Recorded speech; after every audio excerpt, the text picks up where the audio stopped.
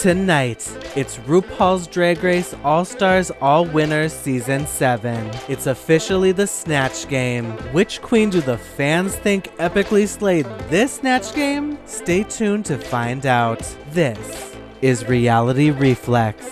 This All-Stars season, RuPaul has upped the ante. Thankfully, it's not the Snatch Game of Love this season. However, the twist is these queens are expected to do 2 separate celebrities. I did not sign up for this. There have been a few moments in Snatch Game history where a queen maybe has switched a wig mid-performance or even switched character during the Snatch Game. However, this season doesn't expect the queens to transform on the spot. They are given a space in between to completely alter their image.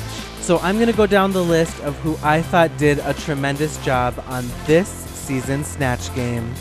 Monet X Change doing Mike Tyson. I gasped. I was completely shocked by this choice and the potential offensiveness that would go with it. She did a committed choice, she stuck with it, and I think that it did pay off for her. After that, another success for me here was Trinity the Tuck doing Satan, and she truly went over the top with this makeup. She is always doing her thing to make sure that she doesn't just fit into the pageant girl role. She's like, this is my chance to be on Drag Race and to go fucking full throttle and just give it to these bitches. And so there she is giving full Satan drag, like Dragula level. Like, I mean, she totally went for it. And then she just brought a great character to this Snatch Game. Trinity is really fucking in for the kill here. And of course, Raja as Madam for group number 1. Like, this was just incredible. I love that she had the stick hands to represent that she's a puppet. The whole face was a transformation. Raja was so clearly scarred by not winning as Tyra from season 3. She came in here like, bitch, you are not gonna tell me I'm not doing fucking good. So she came in with a full character.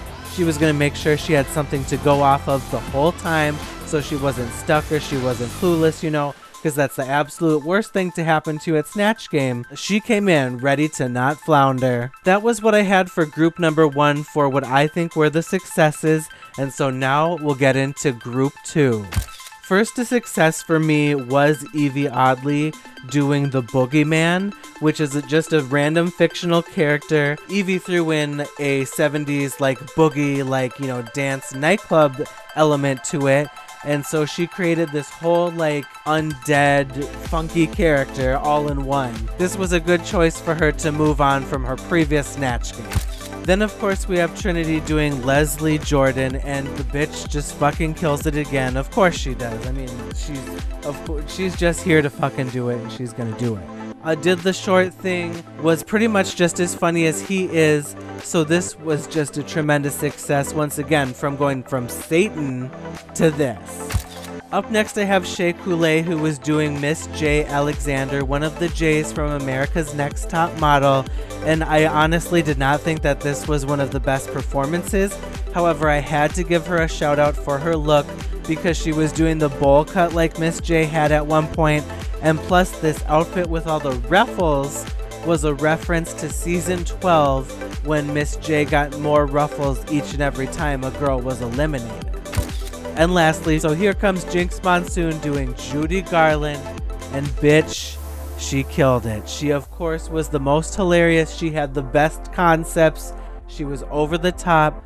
She was the most at risk of looking a fool at Drag Race Snatch Game because of her legacy from season 5. So the fact that she came in here and succeeded at this Snatch Game as well is a tremendous success for Jinx Monsoon. They eat her up every single time. So initially after this Snatch Game was finished, the fans just immediately were like, yes bitch, this is the best Snatch Game of all motherfucking time.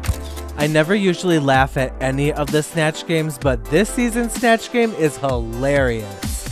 This was so funny. Can't imagine we got one of the worst Snatch Games and one of the best Snatch Games in the same year. That's whack. And of course, let's just be honest, the fans were already saying, bitch, Jinx's performance, holy motherfucking fuck. I mean, no one is surprised that Jinx is destroying everyone during Snatch Game, but damn, she's good. Me giving Jinx Monsoon a standing ovation in my living room. Jinx Monsoon delivering one of the best Snatch Game performances of all time makes total sense with my fantasy.